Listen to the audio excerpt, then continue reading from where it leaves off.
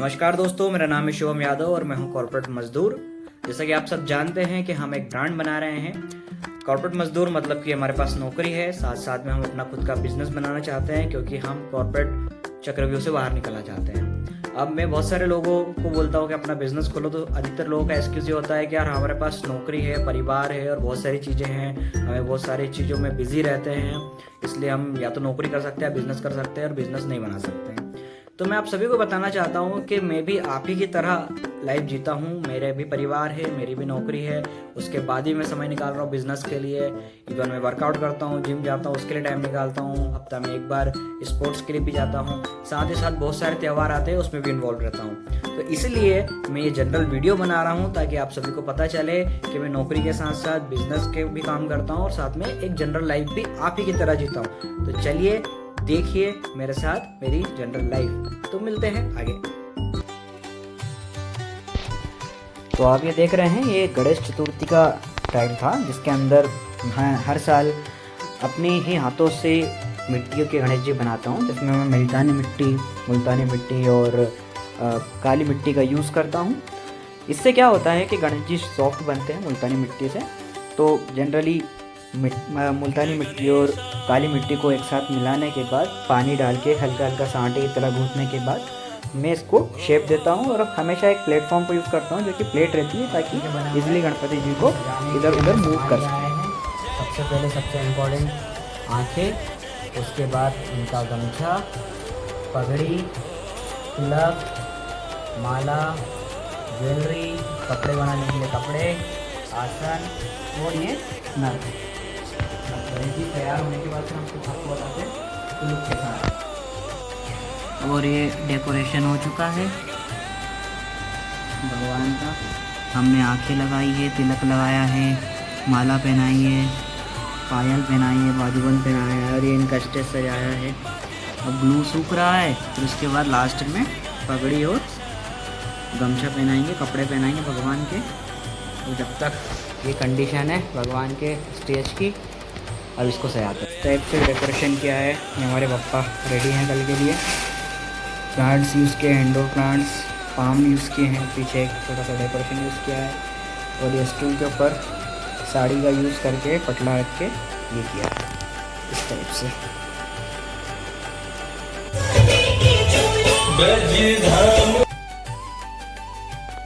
इंदौर शहर में बहुत जगह बहुत अच्छे गणपति जी बैठते हैं। उनमें से हम लोग कई सारे गणपति जी को के दर्शन के लिए गए, जो कि पूरे इंदौर में हमने घूमे।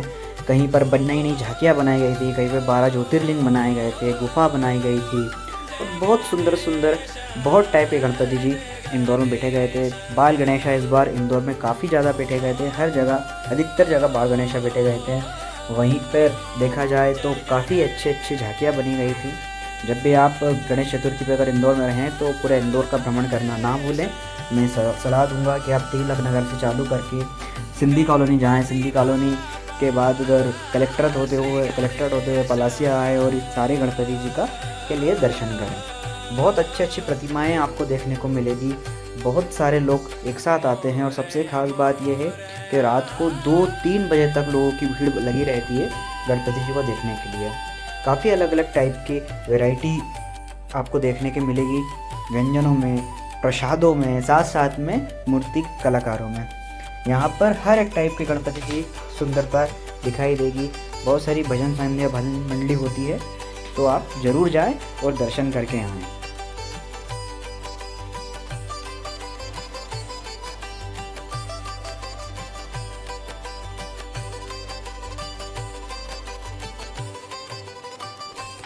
इसी के बाद समय आता है गणेश चतुर्थी पे के बाद स्थापना करने के बाद अनंत चतुर्दशी का, गणेश जी के विसर्जन के समय का। गणेश जी हमने हमारे घर में भी बिठाए हैं, ऑफिस में भी बिठाए हैं, साथ में सोसाइटी में भी बिठाए हैं। तो सबसे पहले घर की पूजा करने के बाद हमने विसर्जन किया।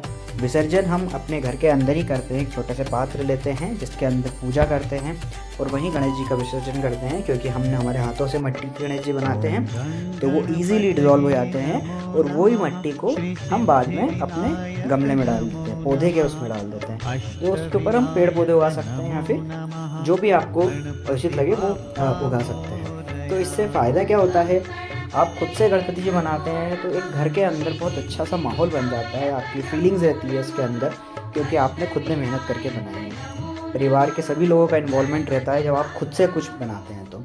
सबसे इम्पोर्टेंट ये, इसमें किसी भी टाइप का हम कलर का यूज़ नहीं करते हैं, किसी भी टाइप के केमिकल्स का यूज़ नहीं करते हैं, तो उससे क्या रहता है कि नेचर को किसी भी टाइप का हार्म नहीं पहुंचता है। हम मिट्टी से ही बनाते हैं और मिट्टी में ही डिज़ोल्व हो जाते हैं, तो इससे ये एक नेचर फ्रेंडली गणेश जी रहते हैं। मैं सबसे आग्रह करूँगा कि सब लोग ऐसा ही करें। फिर हमने सोसाइटी में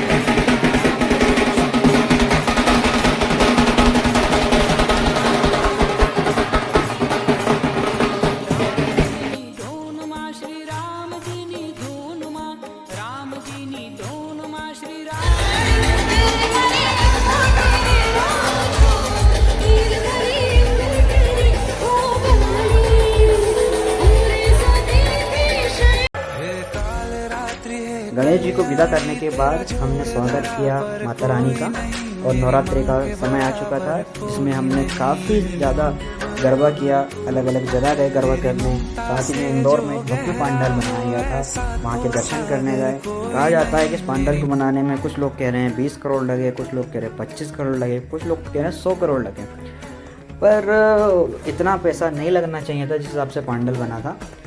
और वहाँ पर हर दिन भंडारा होता था।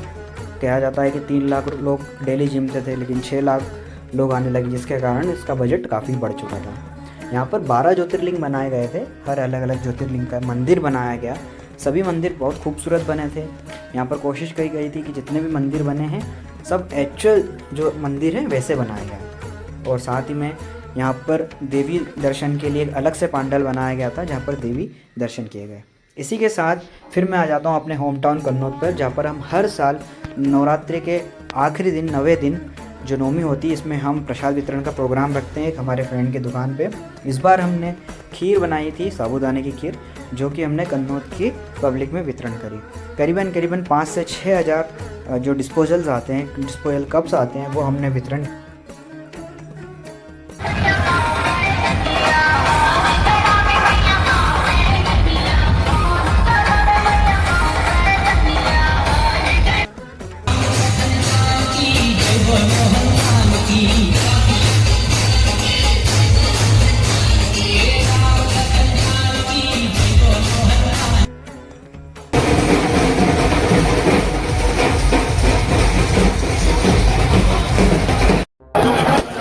नवमी के बाद दूसरे दिन दशहरा लग चुका था, जिसके अंदर हमारी कॉलेज में भव्य और बहुत सुंदर रावण बनाया गया था। आपने देखा होगा कई सारे शहरों में रावण, पर इतना सुंदर आपको कई जगह देखने को मिलेगा। काफ़ी भव्य और सुंदर रावण बनाया गया था, और हम सब दोस्तों ने मिलकर दशहरा को एंजॉय किया इस टाइप से रावण बनाया। तो ये होती है कॉर्पोरेट मजदूर की डेली लाइफ, नौकरी और बिजनेस के अलावा भी। तो मिलते हैं अगले वीडियो में, तब तक के लिए आप इस वीडियो को एंजॉय कीजिए। अगला वीडियो जो आएगा वो हमारा बिज़नेस से रिलेटेड आएगा, हमारे बिज़नेस में आगे क्या प्रोग्रेस हुई वो मैं आपको शो करूँगा। तब तक के लिए बाय, गुड नाइट, अपना ध्यान रखें, ख्याल रखें, और सबसे इम्पोर्टेंट एंजॉय।